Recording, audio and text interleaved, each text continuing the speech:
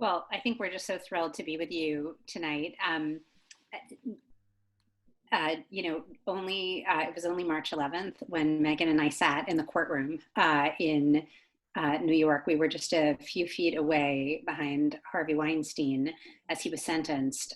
We made it into the courtroom at the last minute. The place was so packed. And actually, because Harvey Weinstein had relatively few people who had come out to support him in that moment, we got his friends and family seats. And we did not know what the sentence would be. And when we heard the words out of the judge's mouth, it was an astonishing moment because it's pretty rare as a journalist that you feel that you're really present for an ending. Very few stories have a firm, clear ending. And so we sat there and absorbed it together. And then about 3 seconds later, everything in New York and everywhere else changed. And so it's great to be with you back together tonight, because the whole reason we wrote She Said, and we wrote it when we didn't know what the outcome of Weinstein's conviction would be. The reason we wrote it was because we felt we had to get the history right, and we felt we had to take all of you on the journey with us. We wanted you there behind the scenes. We felt that the history belonged to everybody, not just Megan and I, not just the New York Times, not even just to the sources and victims who spoke.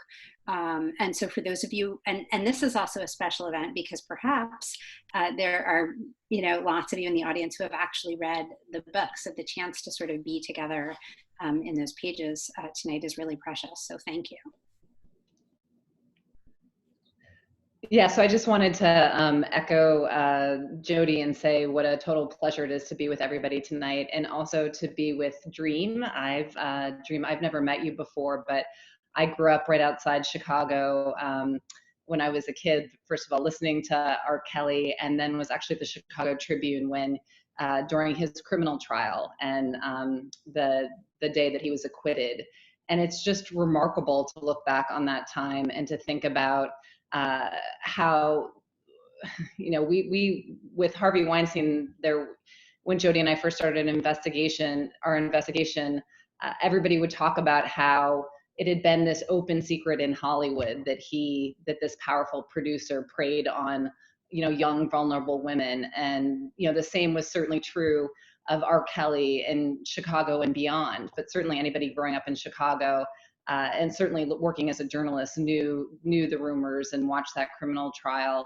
And I just was completely blown away by the incredible work that you've done. And I actually have some guilt looking back to my time as a journalist in Chicago and why I was first starting to do sex crimes reporting at that time. But I feel like the journalists in Chicago at that time, could have and should have done more to uncover what was really happening, to dig into the rumors. And so I'm just especially thrilled to be here tonight with you.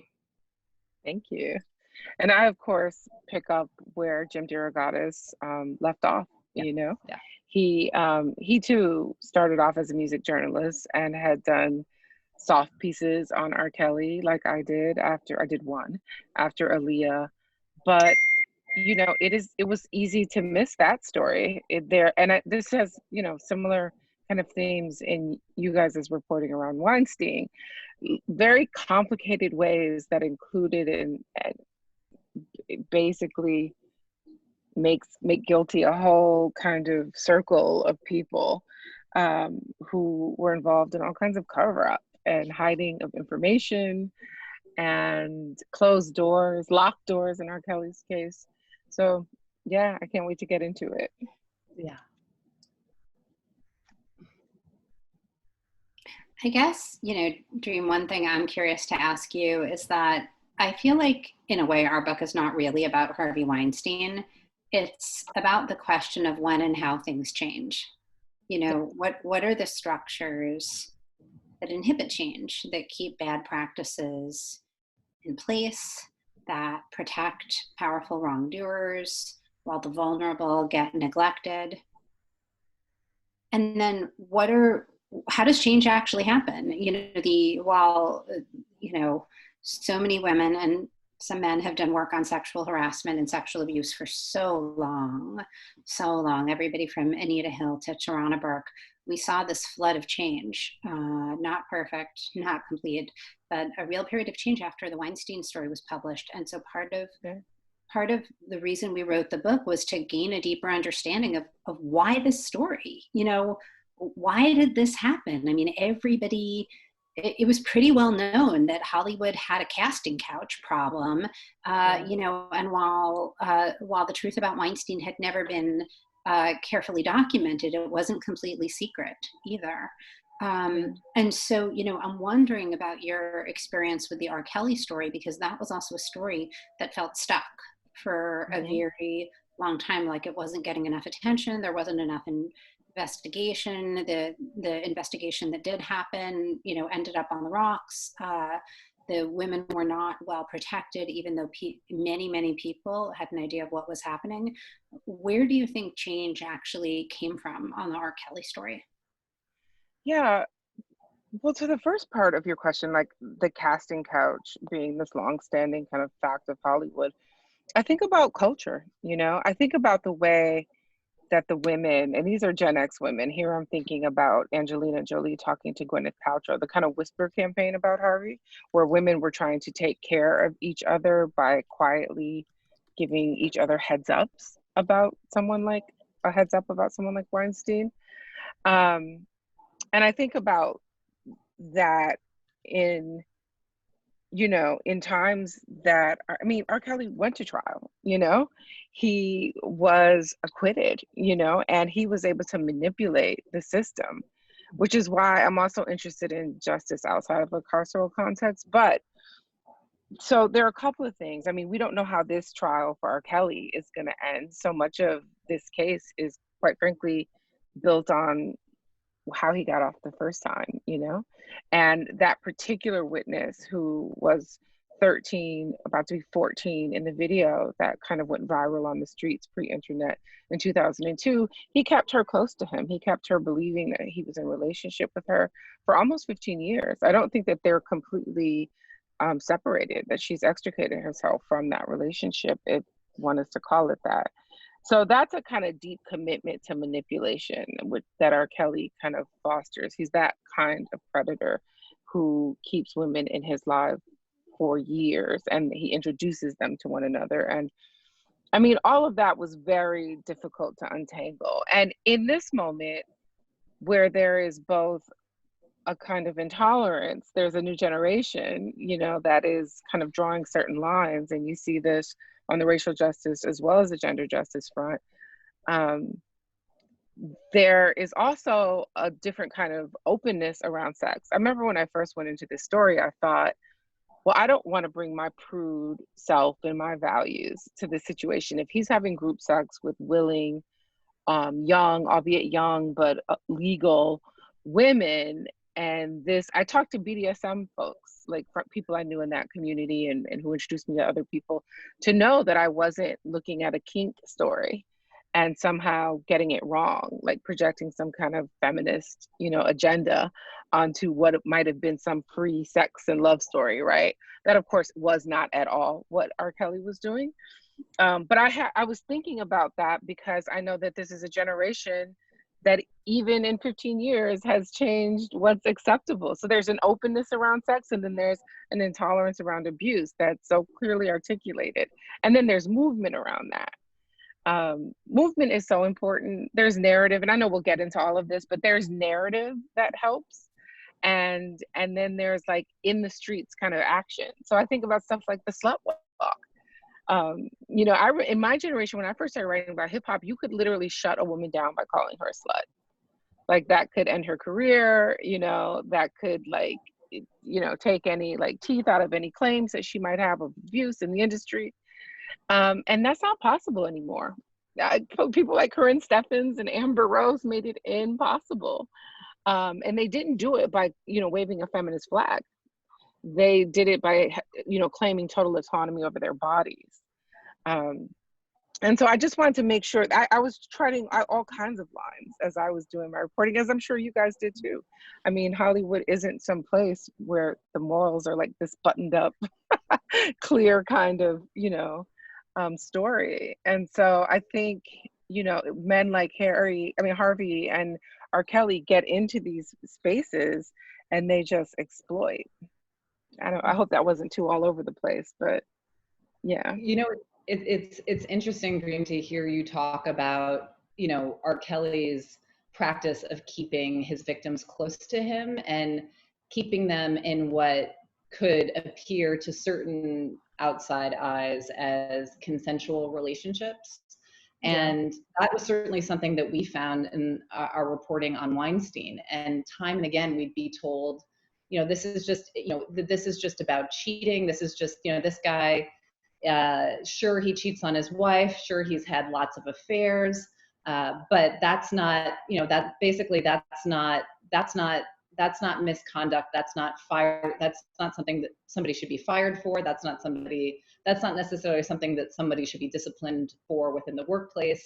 And it was really interesting for us in the course of our reporting to see that obviously that there were a serious patterns of violations of serious sexual harassment, of sexual assault, of rape.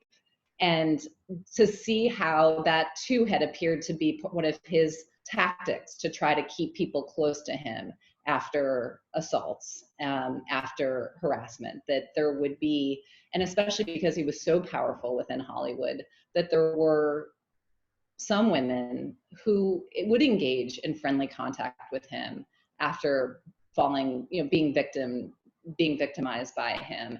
And so it was interesting. We wondered too, as we went through our reporting, how that was going to kind of play out in the court of public opinion. And it was really remarkable to see that the body of evidence at the end of the day was so overwhelming that it was impossible for him to use these were all just consensual relationships line anymore. Yeah. And then to watch that play out in criminal court, to see, to watch him prosecuted for these cases in which, and when he was first charged here in New York, we didn't know a lot of the details. And as Jodi and I continued to report on the prosecution as it unfolded, and then as it went to trial, we were astounded to see that prosecutors had actually brought charges on behalf of several of these women, one of whom actually acknowledged that she had consensual sex with him, that she had an ongoing relationship with him. And we started calling around to lawyers and people in the law enforcement community, and they told us that those cases were never charged, that there was this belief that juries would find them too messy to prosecute. And so to watch not only the New York prosecutors bring the criminal case, but then to watch a jury convict, even after hearing how kind of complex some of these relationships were, was truly remarkable. And we thought that there's sort of questions of whether or not this is, in pushing the envelope on sex crimes prosecutions, we're going to see sort of new ideas about who deserves their day in court, even that women who have complicated relationships with their, with their offenders. No, that was the big breakthrough in that case. And when you interviewed Harvey's lawyer, Megan, and I hope we get to talk about that, because that was a wild, wild interview. And she kept bringing that particular claimant, is that what we would call her? The woman who had, they had emails as evidence, that she continued a relationship with Harvey after the rape. And they just thought that was going to be a slam dunk. Like, she was in addition to having a really kind of she told on herself about what she believes to be true about women, quite frankly. Can we talk about that interview that you did with Harvey's lawyer? But she also was very confident. This is before the conviction, of course. She was super confident that woman was going to be the weak link, the woman who, continued to have a friendship with Harvey, and there was evidence and emails about it. And so I thought that the conviction, despite that evidence, was like a breakthrough. Mm-hmm. Yeah. So you're talking about, in the middle, after the Weinstein trial was underway here in New York, Harvey had made a big move in hiring a female attorney to represent him. And this woman, Donna Rotuno, who has actually specialized in representing men who have been accused of sexual assault primarily in Chicago, and defending them. And so when she joined Harvey's legal team and they headed into court, she really decided to make the defense a complete attack on the Me Too movement more broadly, and to say that Harvey had been actually the victim of young, ambitious women who were trying to use him to advance their careers. And she really had, took an entire attack on the sort of remarkable movement that we've seen in the last several years, in which more and more women have been, and victims have been coming forward to share their stories, and made these claims that there was now kind of a cult of celebrity victim, that women wanted to kind of make up stories or exaggerate what had happened to them to get attention. And so anyway, we invited her into the New York Times for an interview, and she sat down for a very long interview for the New York Times podcast, The Daily. And we talked through these issues regarding the criminal justice system, and whether it has been unfair to those who have been accused or to victims. And at the very end, I asked her a question. I'd meant to ask it the whole time, because she had such strong feelings, and I kept thinking that they must have also been rooted in maybe some personal experience. And so at the very end, I asked her, I said, Donna, have you been a victim of sexual assault? And she didn't skip a beat, and she said, no, because I would never put myself in that position. And so I think that was what you were referring to, Dream, that there was she went on to say that, to basically make the case that victims of sexual assaults and sexual harassment should carry responsibility for what's happened to them. That when you go to a hotel room, when you decide to drink alcohol on a date, you should have an expectation that something bad could happen to you, and should be held responsible for that. Made me really sad, actually, for her. Yeah. Well, I think it was a reminder that there were still, for all the changing cultural attitudes in the last several years, that there are still people out there, even women, who hold that position.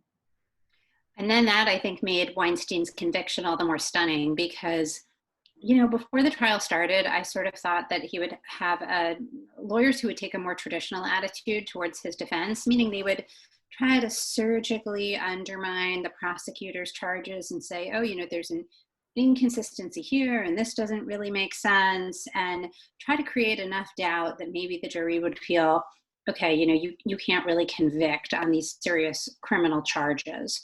Instead, Rotuno, she did some of that, but she also took the kind of philosophical approach that, Megan, you're talking about, that her speech in the courtroom was very linked to her. She did, these super provocative interviews out of the courtroom, and she was making this big philosophical case. Me Too has gone too far. Men are the real victims. These women are manipulators. And as she did that, we could feel the trial grow in symbolic importance, as if it wasn't already symbolic enough. It was like she was trying to turn the whole thing into this big referendum. And so then when the jury rejected that, it really felt like a repudiation of the Rotuno worldview, coming from this, jury of regular citizens, and coming from this very sort of official setting, because sort of life disbanded for a lot of us right after the conviction. I actually wanted to ask everybody present. I will ask Dream and Megan, but then also I want to ask everybody who's like in the room or on the Zoom, and maybe some of you can answer in the chat space. Where were you when you heard the Weinstein news, and what did you feel? And also that, there were two dramatic moments, one at the end of February and the other a few weeks later in March. The first was his conviction on 2 counts, and he was immediately remanded. He was brought to jail immediately. but then the sentencing wasn't until March 11th. And so we spent that time wondering, like, okay, maybe he'll get, 2 years. We have no idea what the sentence will be. And then it comes down as a very heavy sentence. He's basically going to spend the rest of his life in prison, it looks like. So which of those moments were more powerful for you, and what did they mean? I'll go first because I'm sure Megan, having a first hand being in the courtroom, probably has a stronger reaction. My reaction is connected to, again, the R. Kelly case. One of the ways I was online when I heard it, so I saw it break online.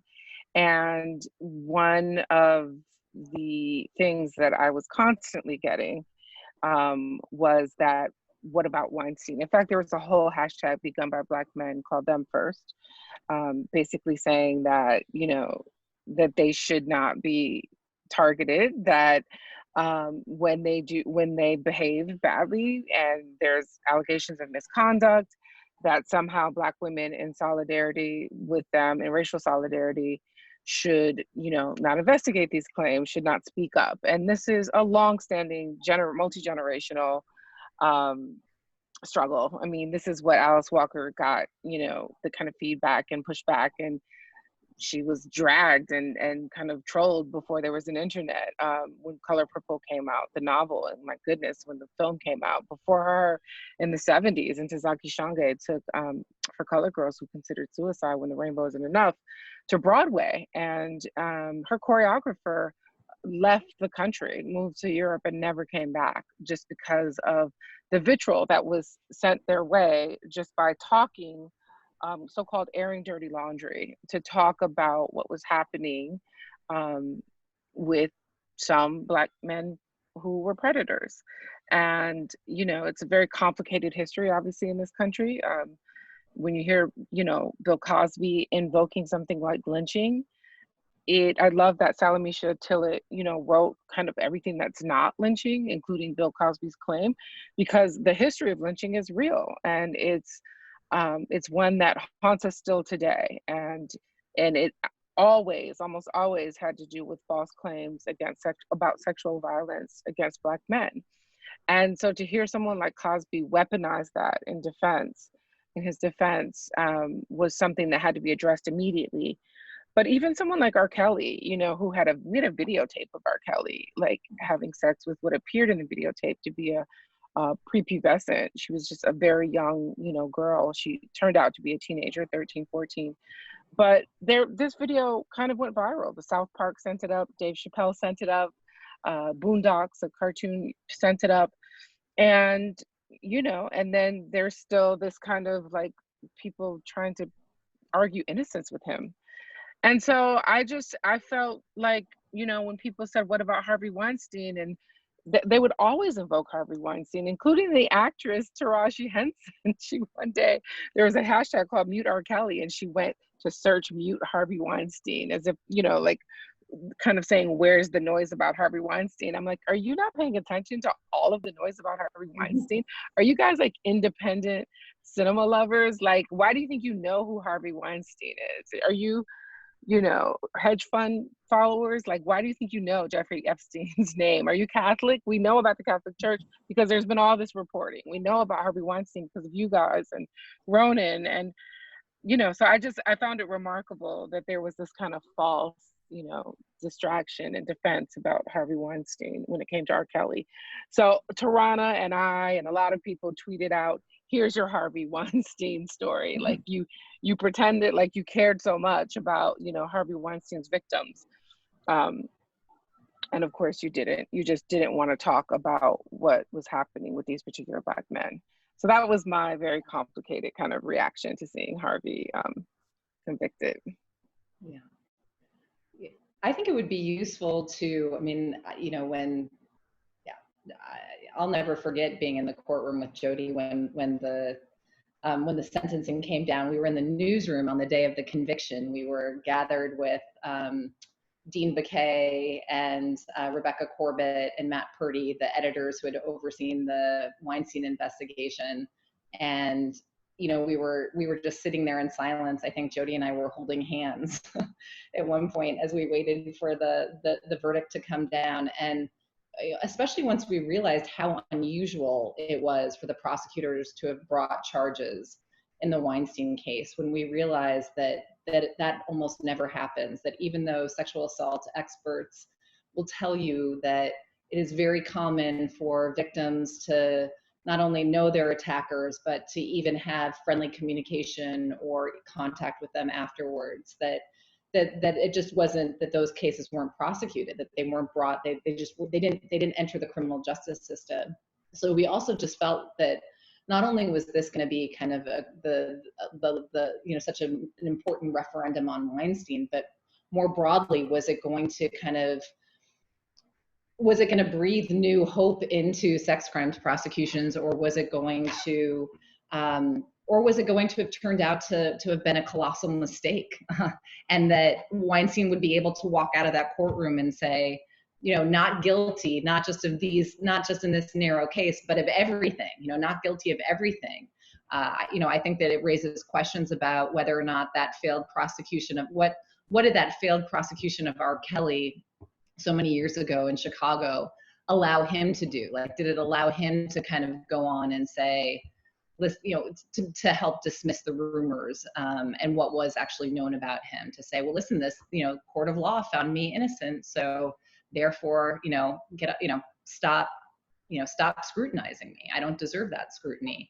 But one of the things that, Dream, when you were talking about, I think it's really interesting, because for those people who were not paying necessarily very close attention to that R. Kelly case at the time, that criminal trial, it really did seem, it was the opposite. Like, if we were sort of, as reporters, not quite sure what was going to happen in the Weinstein case, everybody who was paying attention to the R. Kelly trial at the time was convinced. I remember reporters taking bets on what was going to happen, what the verdict was going to be. And every single reporter who was covering it said he was going to be convicted, because the evidence seemed so overwhelming. That tape seemed so overwhelming. And so I think one of the questions that I'd ask you is, not only how do you think he was able to kind of get off in that criminal case when there was such overwhelming evidence, but more broadly, how was it that R. Kelly was able to, what were the systems, that were in place that allowed him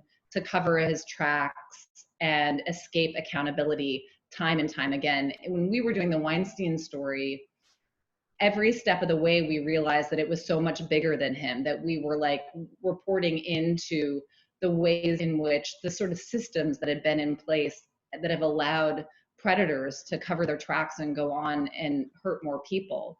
I remember this moment when we were doing the Weinstein story, where we'd heard about a woman who we thought had been sexually assaulted by him when she, like in 1990, when she was just trying to get her break in the entertainment industry. And she had disappeared from the company following this rumored sexual assault. And we were trying to find her. We were trying to get in touch with her. She wasn't responding to our calls. We didn't want to show up at her workplace or on her, we didn't want to freak her out. So I took a drive out to a suburb of Chicago where a family member of hers lived, and with this handwritten note describing the story that we were working on, and making a case for her to talk to us. And when I knocked on the door, the person who answered was actually the woman herself, the woman who had from 1990. And the first thing she said was, "I can't believe you found me." And the second thing she said was, "I've been waiting for this knock on my door for 25 years. And yet she was legally prohibited from telling us what had happened to her, because after this alleged sexual assault, she had been silenced through a secret settlement. And Jodi and I realized it was at the end of the day, we were able to show that Weinstein had paid as many as 12 secret settlements over the years to cover his tracks. And I'm just curious to know, Dream, what what role secret settlements played in R. Kelly's pattern of predation, if he had been, and if there were other tools that he had used. Yeah. The first thing I thought about when you were talking about what was kind of at stake with Weinstein's trial was Polanski. He's kind of a more he's more analogous, you know, just how he escaped justice and sat it out for a couple of years, and then it's just kind of welcomed back into Hollywood in a strange way, which also, by the way, happened with R. Kelly. I mean, the first tool that he used was to delay the trial. He had a victim who was so young that the strategy of delaying the trial by 8 years, just by filing paperwork and doing the things one can to manipulate the system, guaranteed that should he not still have her under his wing, when the trial happened, she would appear to be 20 as opposed to 13. So that was one strategy. The other strategy, again, was keeping her close. One of the people that I interviewed talked about entering a relationship with R. Kelly after having herself, a 10th grader, a 15-year-old, attended the trial as a supporter, as a super fan of R. Kelly's. She ends up in a relationship with him, is at his house, and the girl who the trial is about is there at the house in the basement. This is her testimony to us for the documentary. So there was all of this evidence, and she wasn't the only person who talked about this. Kitty also talked about, Kitty wrote a book, and is one of the people in the documentary, talked about meeting the girl who was the subject of the trial in 2000. Well, it should have been 2002. It ended up being a trial that didn't happen until 2008. And so she met her with R. Kelly. He's playing basketball, she's there watching him, and the girl from the video is there. So he kept this relationship with her. He kept her thinking that they were in a relationship and that she was one of his many lovers, which is what one does when you are manipulating a 13-year-old. You know, that's a part of that particular kind of psychological abuse. In terms of the NDAs, that was absolutely a tool that R. Kelly used. Secret settlements is how we realized there was a pattern to R. Kelly's predation, because I'm embarrassed to say that because of patriarchy, the flag didn't go up for me with Aaliyah. You know, when we found out that R. Kelly had married 15-year-old Aaliyah, I guess he was in his 20s, his mid-20s at the time. I thought maybe about my grandfather and grandmother, you know, who were 13, 14 years apart. I thought, I just, it wasn't something that I'd never heard of before. I thought that they may have been in a studio and fallen in love. I mean, Elvis and Priscilla, like this is not an uncommon story. What Jim DeRogatis showed us with Tiffany Hawkins, which was a settlement that R. Kelly had made, was that there was a pattern to his predation. And so there are several of those kinds of cases. We don't have the number, but it's not 12.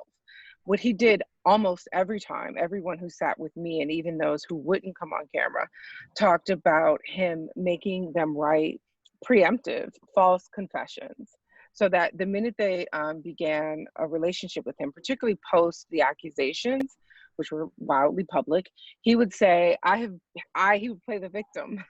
He'd say, I have been, used in this way. I have been falsely accused.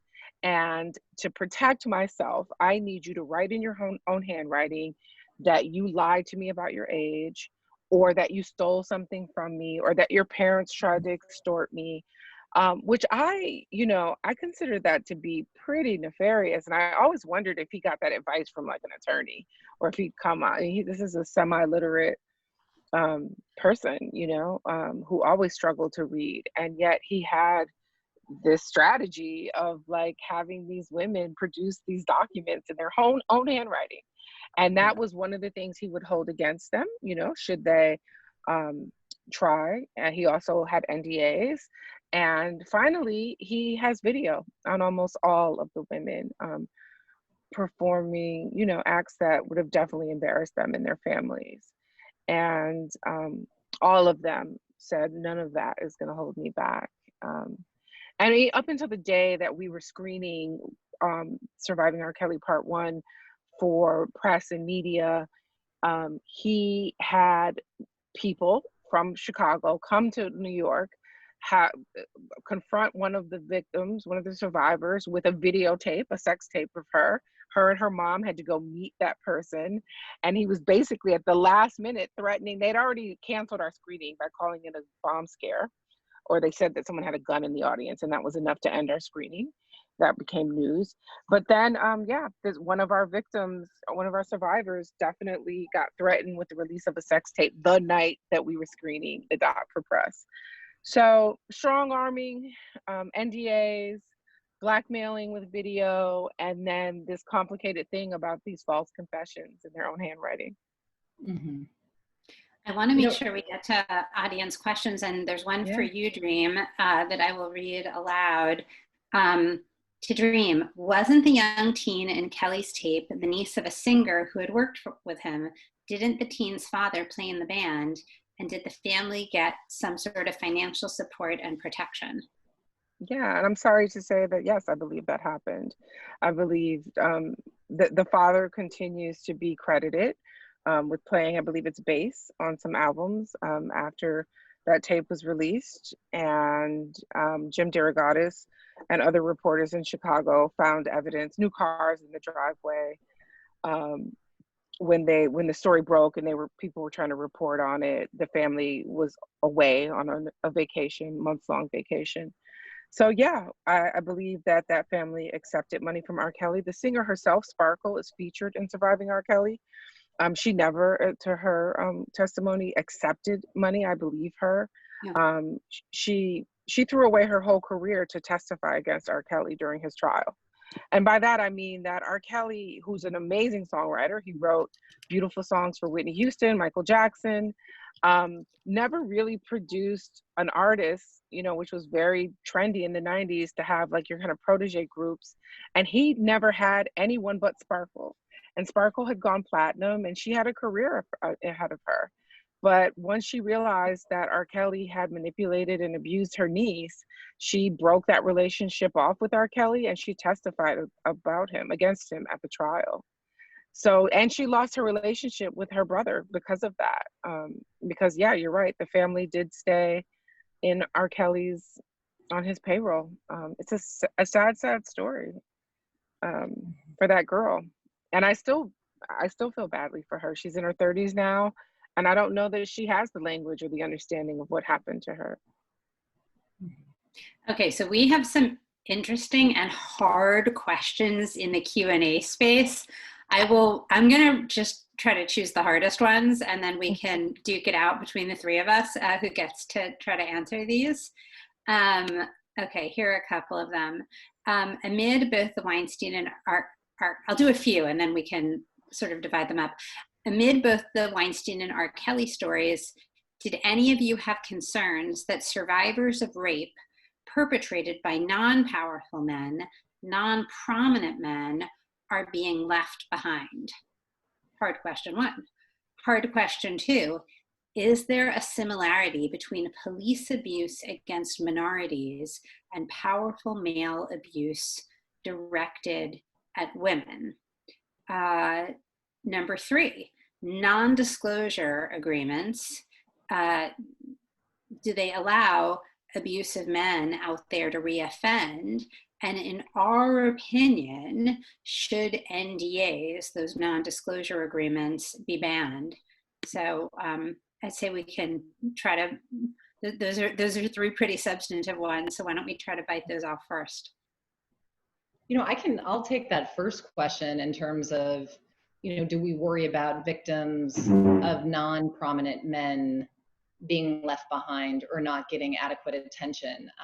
That was certainly, I got my start, I started covering sex crimes as a reporter at the Chicago Tribune. I did a lot of coverage of, victims sort of,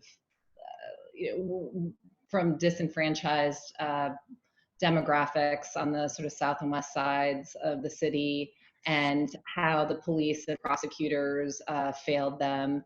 And so I will confess that when I first of all, I did those stories and I saw people care about them. I saw people get convicted following those stories. I saw delayed justice. I saw laws change to better protect, all victims of sex crimes. So I really do feel like journalism can make a big difference, not just for victims of prominent, powerful people. And it's one of the reasons that, I'm so committed to doing this work.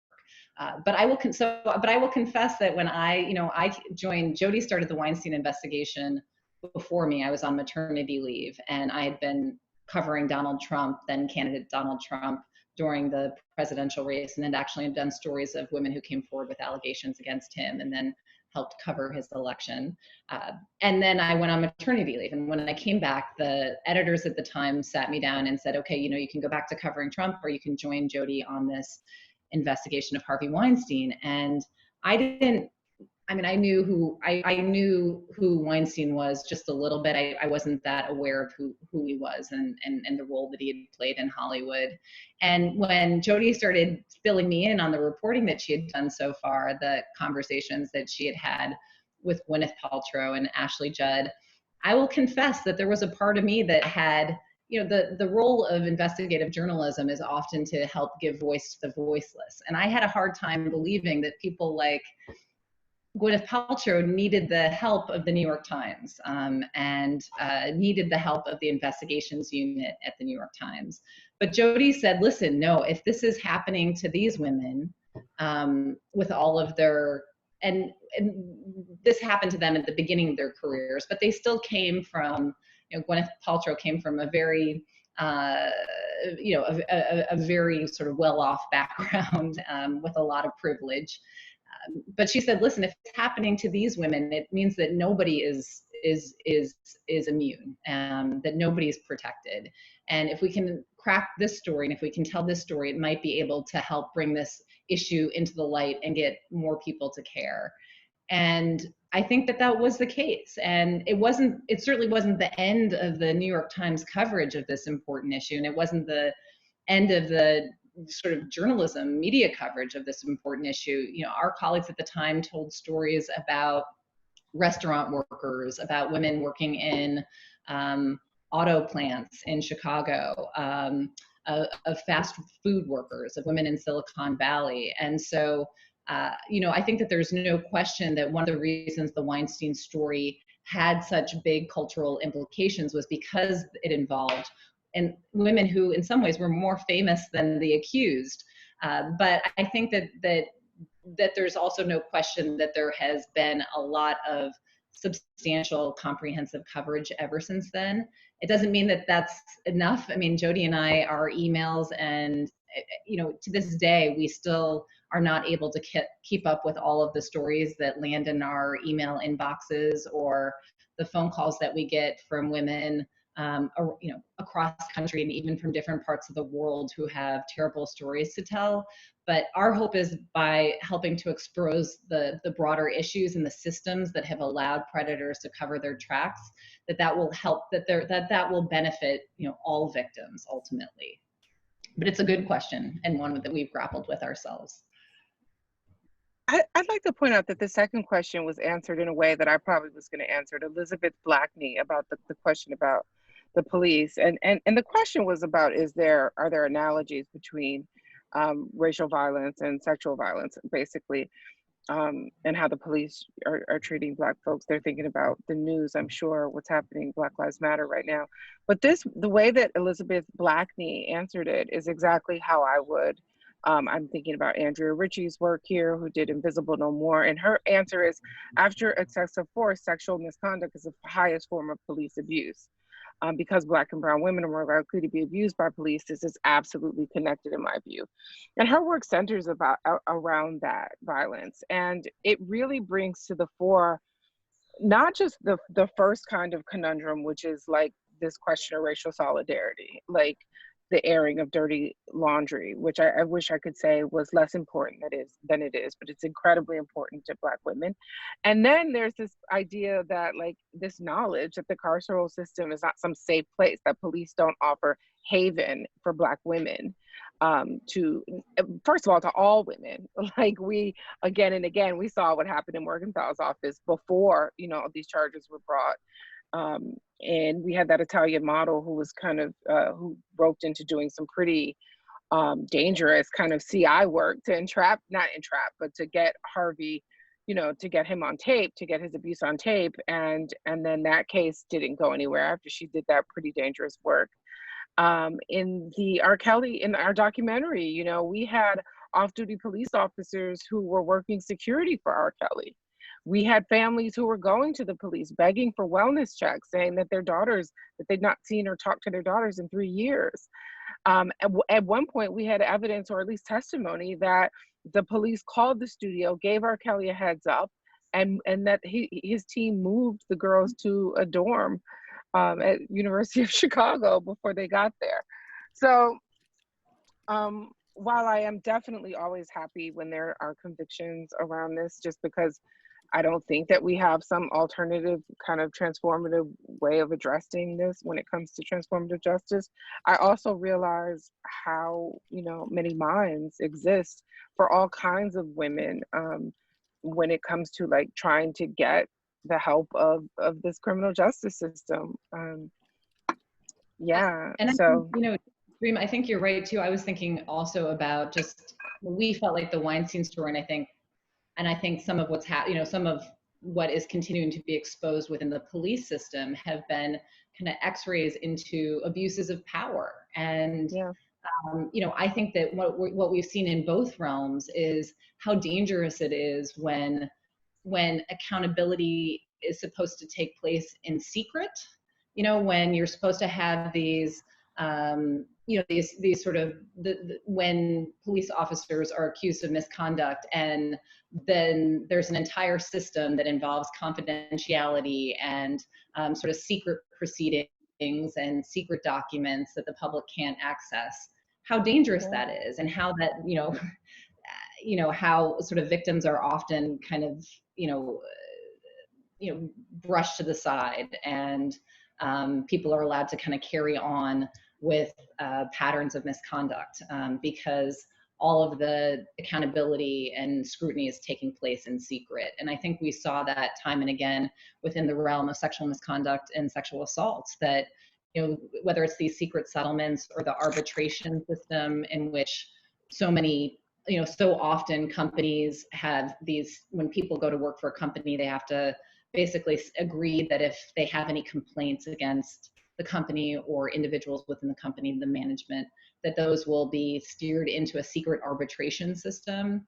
And we've seen that has allowed powerful companies and powerful individuals to basically victimize vulnerable workers and go on to repeat those patterns of abuse. And so I think that, it's really, Jodi and I always say this, that especially with, victims of sexual misconduct, some of those victims themselves want privacy as they sort of struggle to get justice. They don't want to feel like they're completely exposed, but that there's a real difference between privacy and secrecy. And I think you've seen the sort of veil of secrecy do serious damage in both the realms of sort of police conduct and misconduct and sexual misconduct. So I want to fuse the question about NDAs and whether they should be banned with something that somebody else just asked. Wendy Cohn asked, what is your biggest piece of advice for me, a 15-year-old girl, and my generation, to ensure that this cycle of assault isn't perpetuated?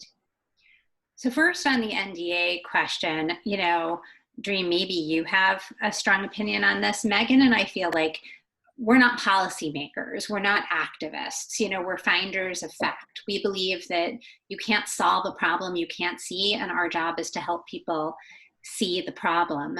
And so with NDAs, I think what we wanted to do was just bring them into the light, because nobody ever saw them. They never came up in court. They weren't taught in law school, even though Megan and I were both very experienced with kind of gender coverage. We didn't understand until we saw these pieces of paper that the United States has a secret system for settling sexual harassment and abuse claims. And it basically involves paying women and in exchange, they have to promise not to tell their personal stories, stuff that happened to them, can't tell their sister, can't tell their future husband, et cetera, et cetera. And then when you actually examine these documents, the provisions are so onerous. They say things like, you can't even tell your shrink without special permission. You can't even tell your accountant. So what we wanted to do was drag these into the light to let everybody see them and say, do you think this is fair? And then that leads me to my answer to your next question, which is, the problem with the NDAs is that they were suppressing these stories. They weren't allowing us to see clearly what was really happening. And so in terms of our advice, my advice to you, this experience of reporting to me has been about the power of stories, the power of women's stories, trust in fact, faith that fact can have impact. When we were reporting this story, when we were trying to coax, like you can read in the book about us trying to coax Laura Madden and Ashley Judd, the first two women who went on the record about Weinstein, coax them into doing this. We had no idea what kind of impact they would have. And we and they were stunned and inspired to see that this thing that had happened to them years ago turned out to have, a kind of global importance.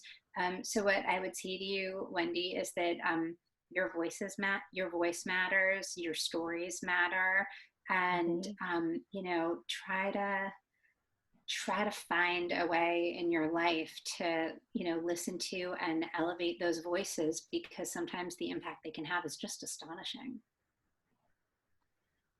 And I would say, I am an activist, which is why I don't call myself a journalist. And absolutely, like when we look at systemic change, let's get rid of NDAs. I love that moment during the primary debates, Democratic primary debates, when Elizabeth Warren challenged, Michael Bloomberg to let these women out of their NDAs. And I say, let's get rid of them altogether. They only protect the abusers. Journalists are not happy, but absolutely willing to take anonymous sources. Like, that is not the question of like protecting the privacy of the victim is one that journalists have, there's a long history of protecting the victims. In fact, we rarely see a rape victim's name, and unless they choose to come forward on their own, and absolutely never see an underage rape victim's name. So I think we get rid of NDAs altogether. I know that that's possible with this generation, because they're kind of standard. On top of being nefarious and awful, they are pretty standard when you go into like work at a place like Bloomberg, which we learned during the primary debate. Yeah.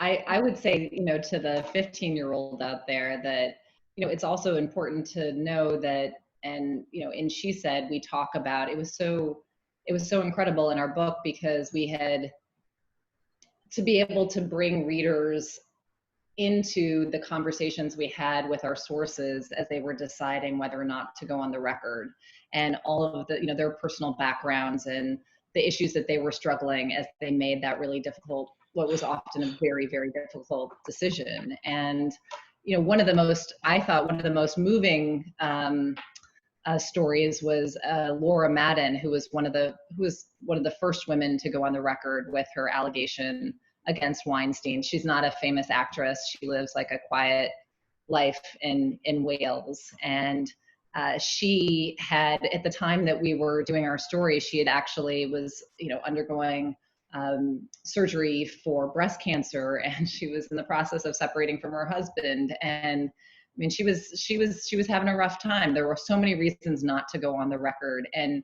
she told us, when Jodi reached out to her, like days before we were going to print, when she said, Jodi said, listen, are you, it's time to make a decision. Are you willing to go on the record? And she later told us a story of what that moment looked like for her, and how she gathered her teenage daughters together, and for the very first time told them what she had experienced when she was a young woman trying to break into the entertainment industry, what had happened to her, and that she was thinking about going on the record. And not only were they so sorry to hear what had happened to her, not only were they so supportive of her going on the record in this story, but they also started to open up about what had happened to the stories of their own friends, of teenage girls, and some of the troubling experiences that they were already having. And it was, listening to her teenage daughters was one of the things that pushed her, across the line into agreeing to go on the record. And so I just feel like it's also important for you guys to know how inspiring you were to so many of the older women who have gone on the record in the last several years and have gone public with their stories, that they wanted to make this a safer world for girls your age, and to know that some of the things that you guys have said and done have proved really have had an impact already, and certainly had an impact on the Weinstein investigation. Who knows if she would have gone on the record? Who knows if we would have gotten the story if it hadn't been for teenage girls encouraging their moms to speak to us. Megan, you've said on the record so many times that there was a question about Russell Simmons that I would be remiss if I didn't say and encourage everyone who's watching today to watch On the Record, a documentary that centers 3 of the survivors of accusers of Russell Simmons. It's not getting the attention that surviving R. Kelly did. There are lots of, I think, complicated reasons why that's happening, but I absolutely was convinced after watching that documentary that Russell Simmons has a reckoning coming also. Thank you for this conversation. Yeah, thank you, everybody. This has really been such a treat. Yeah, thank you, all 3 of you, not just for being here, but for the work that you do. It's so imperative. And my last quick question to all of you would be, what are you working on next? What comes after this? We can never tell you. No. we necessarily have to be, a little bit secretive about our work. But I think the lifelong imperative I have is to try to find stories that will provoke social discussion, and that will sort of like get underneath the surface about what's happening. The privilege of being an investigative reporter is that you can try to put things on the table for people to talk about. You don't only have to, respond to the news that we all know is happening, but you can say, here's this thing, here's this secret that not everybody knew, and I think we need to talk about it. And by virtue of our jobs, Megan and I get to, take those secrets and try to get them onto the pages of the New York Times, which is very, very hard and time consuming. And, we don't land every story, but that is ultimately the goal. So I plan on trying to do that as best I can for a long time. Go ahead. I hope to be standing outside of polls in the first Tuesday of November, handing out copies of the Business Insider article about the 25 women who have accused Trump of sexual misconduct. So I'll be printing out my Business Insider articles and standing in front of a Michigan poll place. That's my next big move. Love that. Yeah. Well, and I would also just say that, Jodi and I as journalists will always ask that we are always on the hunt for tips. So if there's anybody out there in the audience who has story suggestions or things that you think we should be covering or looking into, or personal experiences that that you want to share, please feel free to drop us a line. We'd love to hear from you. Yeah, and if you all haven't bought the book yet, the book is She Said. You can buy it on Politics and Prose.